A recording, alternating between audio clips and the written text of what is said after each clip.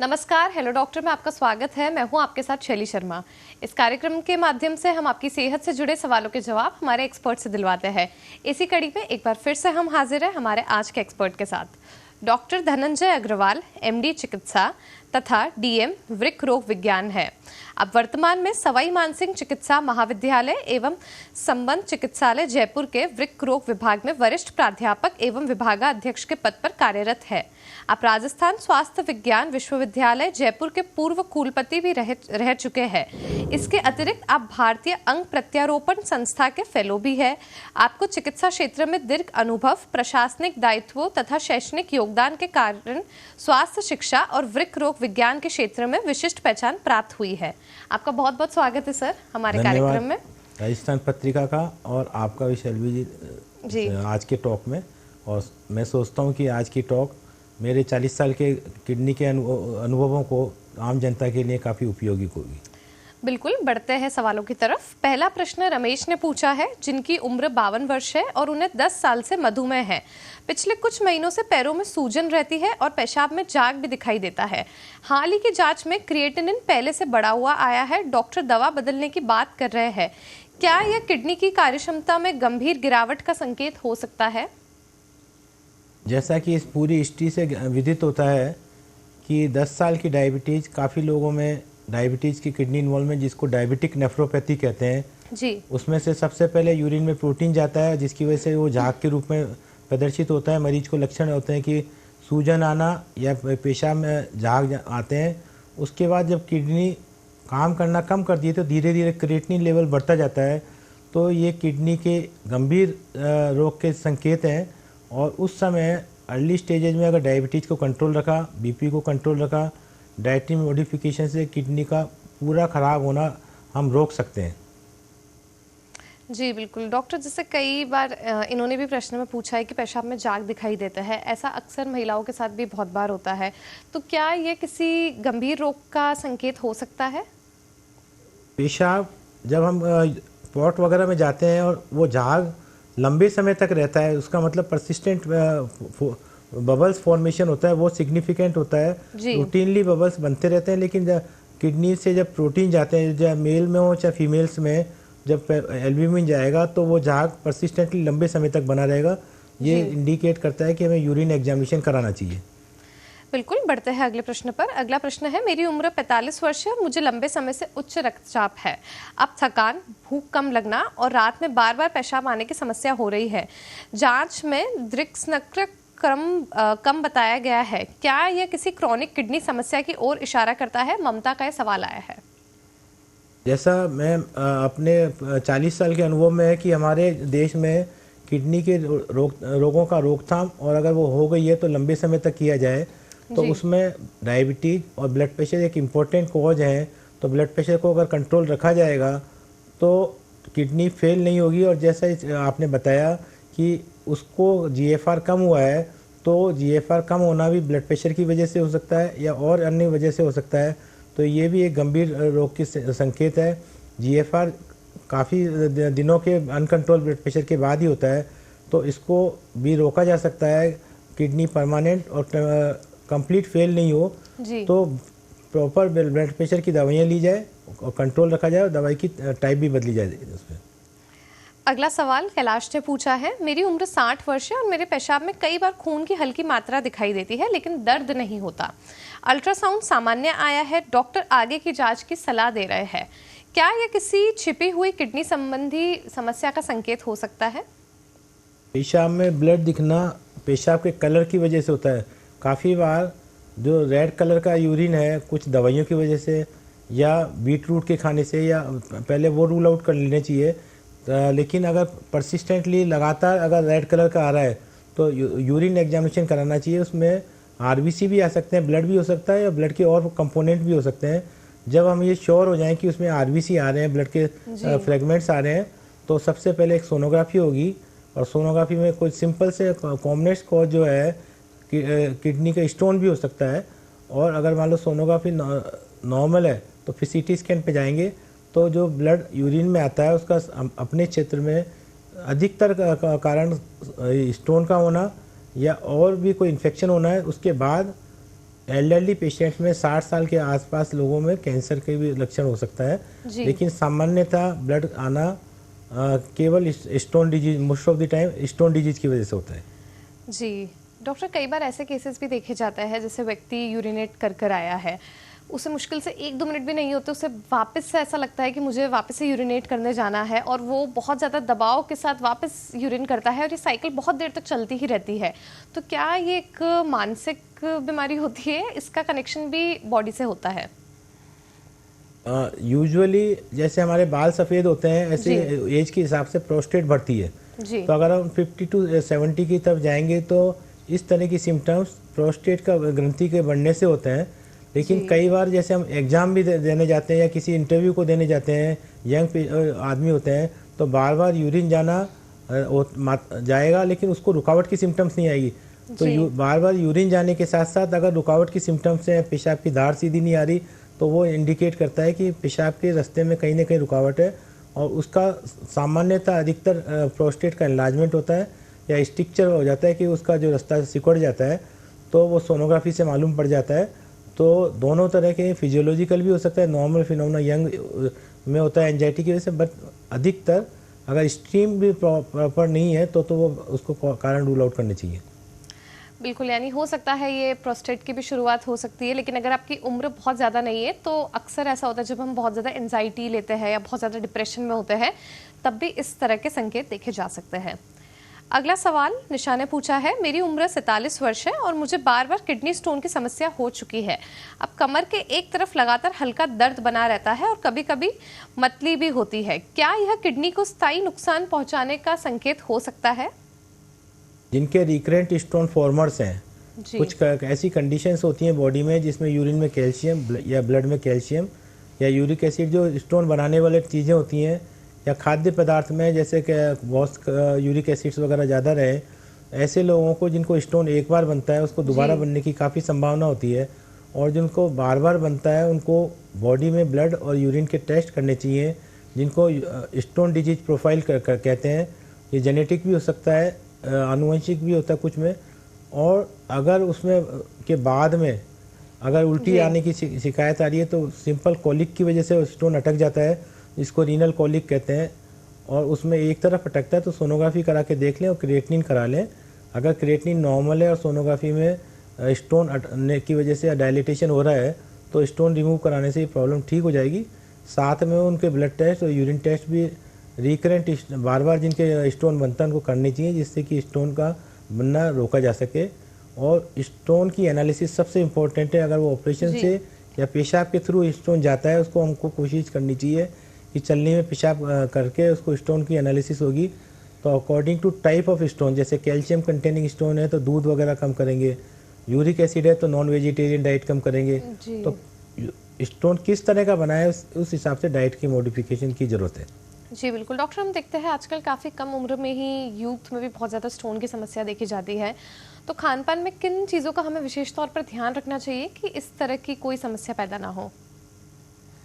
जो आनुवंशिक बीमारियां जिसमें स्टोन बार बार बनता है या जिनका यंग उम्र में स्टोन रहता है, तो सबसे इम्पोर्टेंट 90% ऑफ पेशेंट्स में अगर वो पानी प्रचुर मात्रा में लेंगे, 3 से 4 लीटर पानी लेंगे, तो 90% अगर वो स्टोन छोटा मोटा कण भी होगा तो वॉश आउट हो जाएगा। तो स्टोन फॉर्मर्स को या रूटीनली भी हमको 3 से 4 लीटर पानी पीना चाहिए, तो 90% उसकी पॉसिबिलिटी कम हो जाती है।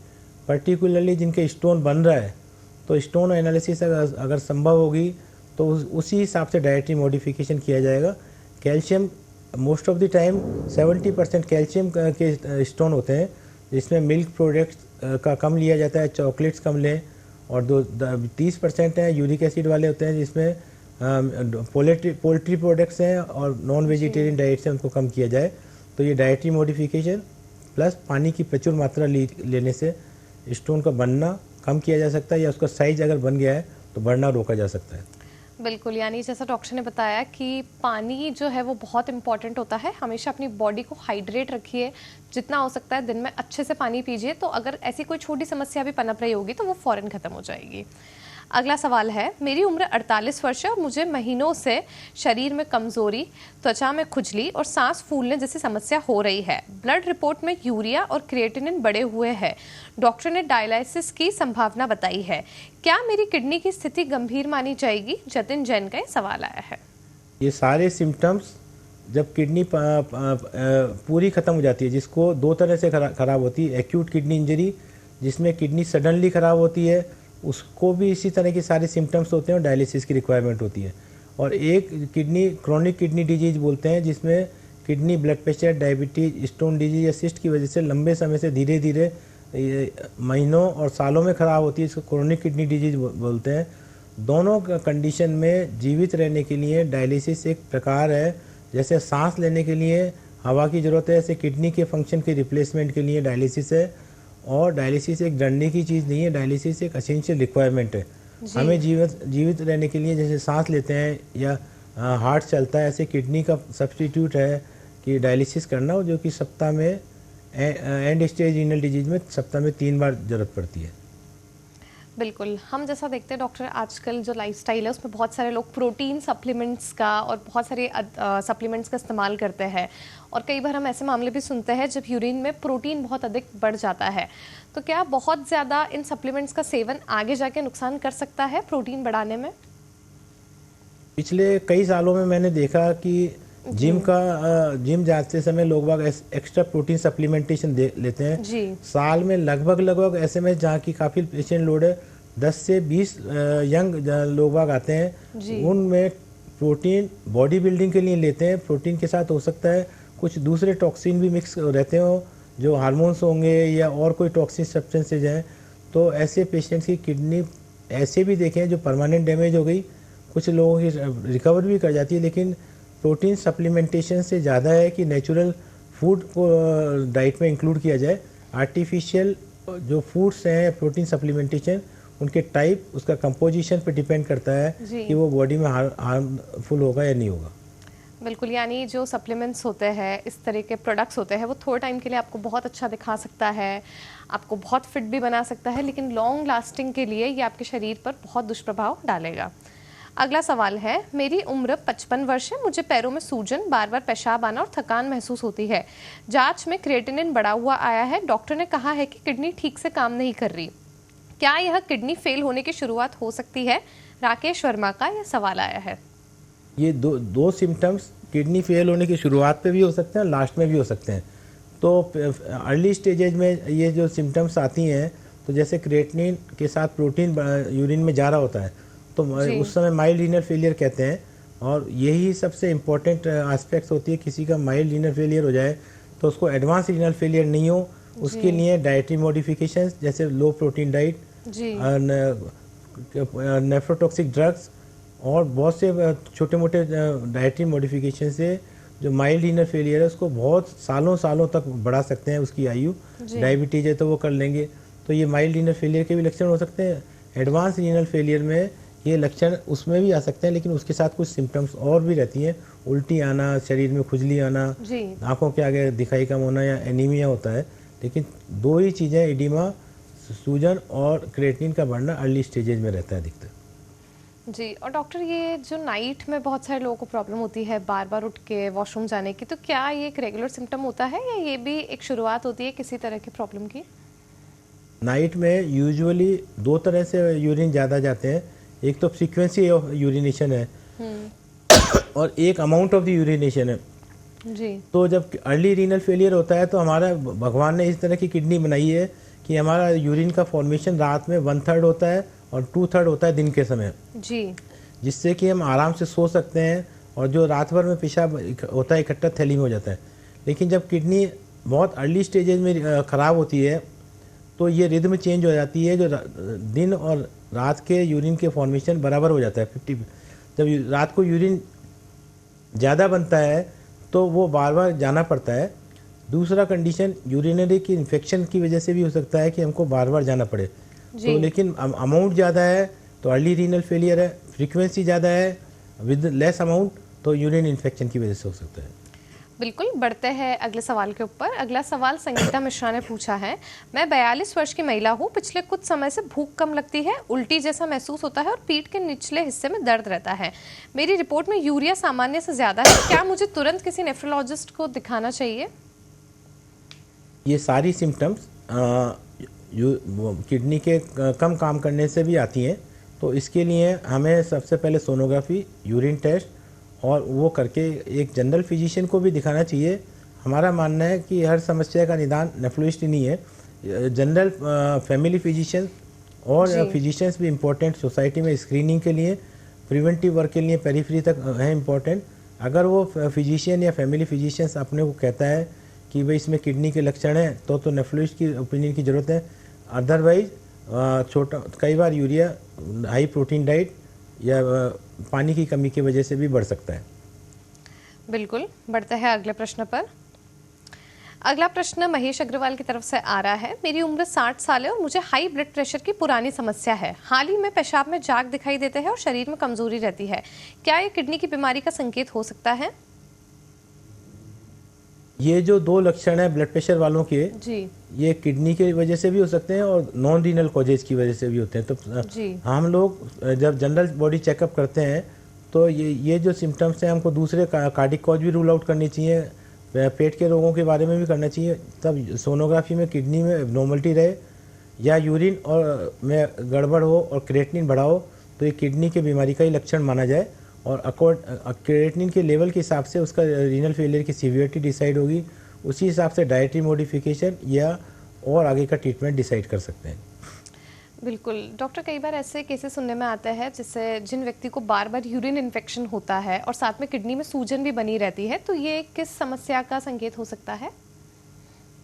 यूरिन में इन्फेक्शन पर्टिकुलरली मेल्स में स्टोन डिजीज या एक्सट्रैक्टल एब्नॉर्मलिटी कुछ भी रहती है, उसकी वजह से यूरिन में इन्फेक्शन आ सकता है जी। और फीमेल्स में रूटीनली भी कई बार रहता है, लेकिन साल में 1 या 2 बार से ज़्यादा नहीं होना चाहिए। अगर इन्फेक्शन है तो उसका कारण मालूम करना चाहिए और अगर है तो अगर बैक्टीरिया है तो प्रॉपर 2 सप्ताह का एंटीबायोटिक की ज़रूरत है, तो 2 सप्ताह का 3 दिन की तो full course of the antibiotic या ट्रीटमेंट लेके, और स्टोन डिजीज है तो हमको स्टोन को हटाना पड़ेगा तभी वो इन्फेक्शन इरेडिकेट होगा। अगला सवाल अमित चौधरी ने पूछा है, मैं 35 वर्ष का हूँ, मुझे मधुमेह है और डॉक्टर ने बताया है कि मेरी किडनी पर असर पड़ रहा है। क्या सही खानपान और दवाइयों से किडनी को बचाया जा सकता है? वर्ल्ड में जिनकी किडनी खराब होती है तो लगभग 48% पेशेंट्स में डायबिटीज़ की वजह से किडनी खराब होती है और डायबिटिक का किडनी में इन्वॉल्वमेंट एक प्रिवेंटिव डिजीज है। हम डायबिटीज़ को तो कंट्रोल नहीं कर सकते, डायबिटीज़ को ट्रीट नहीं कर सकते, डायबिटीज़ मैनेजेबल डिजीज है। हमको जैसे इंसुलिन है या टैबलेट से डायबिटीज़ को कंट्रोल रखेंगे तो 90% चांसेज हैं कि किडनी ख़राब नहीं होगी। तो स्टार्ट डायबिटीज़ के डायग्नोसिस से शुरू से ही रहेगी, शुगर का कंट्रोल रहे, ब्लड प्रेशर का कंट्रोल रहे। उन सारी परिस्थितियों में अधिकतर मरीज में काफ़ी डिकेड्स तक किडनी का इन्वॉल्वमेंट नहीं होता, लेकिन डायबिटीज़ इट्सेल्फ इतनी ज़्यादा दिक्कत की चीज़ है कि अगर नहीं कंट्रोल रहेगी तो यूरिन में किडनी में इन्फेक्शन हो जाएगा, यूरिन में इन्फेक्शन हो जाएगा और अल्टीमेटली किडनी से प्रोटीन जाके किडनी फेल भी हो सकती है और डायलिसिस की रिक्वायरमेंट भी हो सकती है। जी बिल्कुल डॉक्टर, कई बार ऐसा होता है कि जब व्यक्ति की उम्र बहुत ज़्यादा बढ़ने लगती है तो उसे भूख कम लगती है, मुंह में कड़वाहट बनी रहती है और पैरों में हल्की सूजन भी रहती है। बीपी शुगर जो है वो बहुत ज़्यादा नियंत्रित भी रहता है, कोई गड़बड़ नहीं होती, लेकिन क्या उम्र के साथ भी बिना किसी बड़ी बीमारी के भी किडनी की क्षमता जो है वो घट सकती है?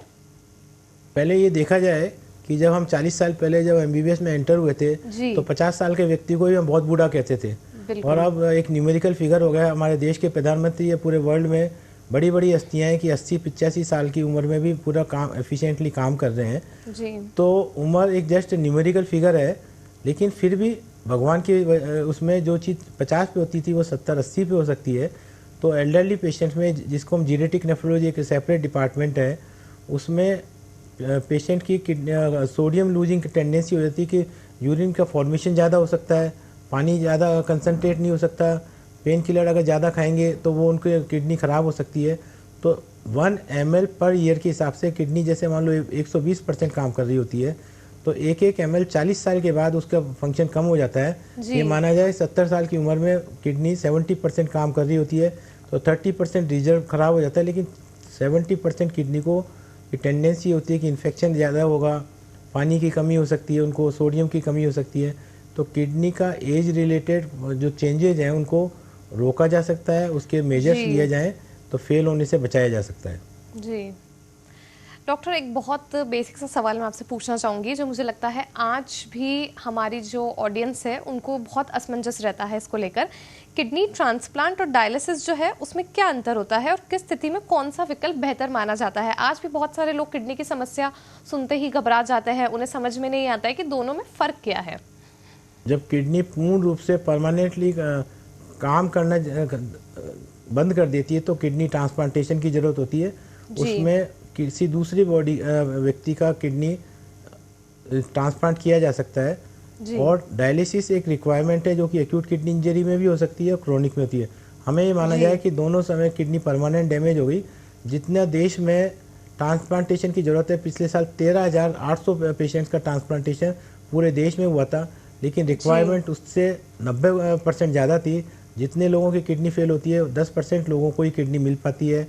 ये टोटल अवेयरनेस की वजह से है कि हम लोगों के एसएमएस में लगभग हमने 92 कैडेवरिक ट्रांसप्लांट कर चुके हैं। उसका मतलब है कि 90 लोगों को हमने पिछले 5 साल में किसी दूसरे के मृत शरीर में से ब्रेन डेड पेशेंट उनमें से किडनी लगाई गई है। जो किडनी डोनर हुए हैं आज के समय में ब्लड ग्रुप नहीं मैच होता तो भी किडनी डोनेट कर सकता है।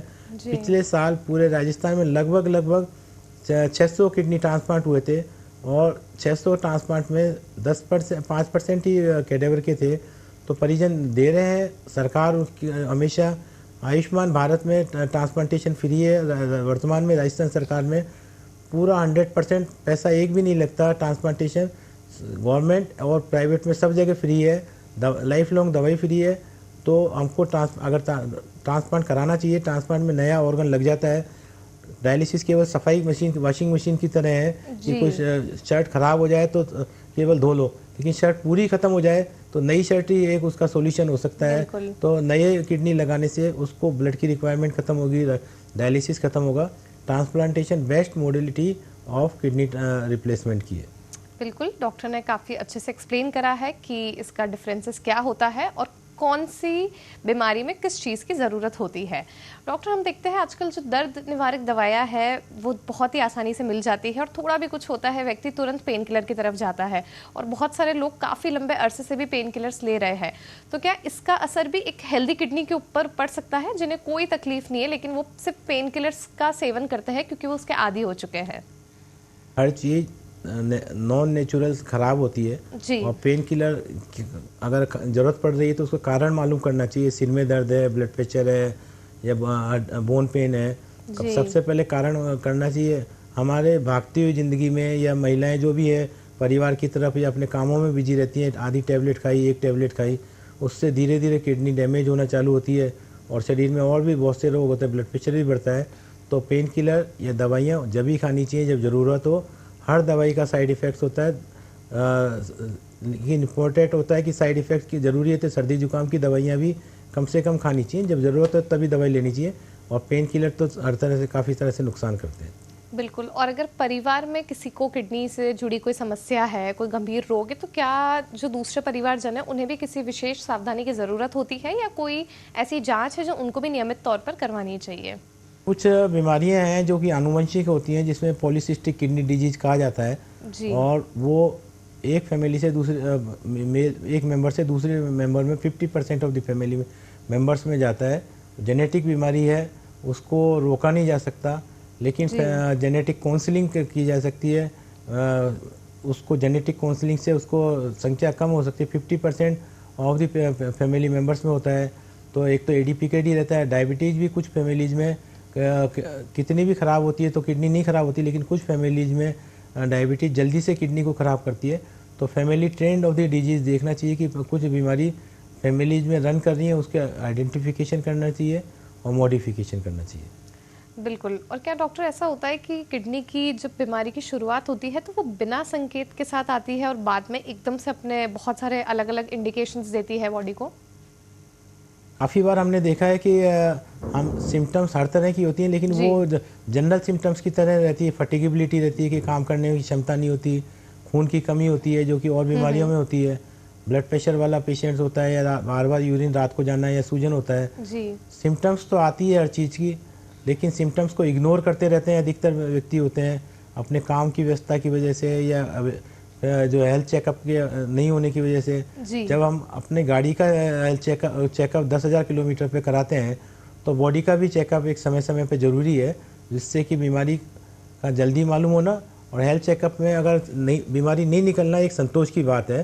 चेकअप इसलिए नहीं कराया जाता है कि बीमारी निकाली जाए, चेकअप इसलिए कराया जाता है कि बीमारी नहीं हो और अगर है तो उसका पूर्ण रूप से निदान हो सके। बिल्कुल, जैसे डॉक्टर ने बताया, हेल्थ चेकअप्स नियमित तौर पर रहना बहुत ज़्यादा ज़रूरी होता है। और इसी के साथ डॉक्टर, हम आपको बहुत बहुत शुक्रिया करना चाहेंगे हमारे साथ बने रहने के लिए। हमें पूरी उम्मीद है आपकी बताई गई टिप्स हमारे दर्शकों के लिए, पाठकों के लिए बहुत कारगर साबित होने जा रही है। तब तक मिलते हैं हेलो डॉक्टर के अगले एपिसोड में। धन्यवाद।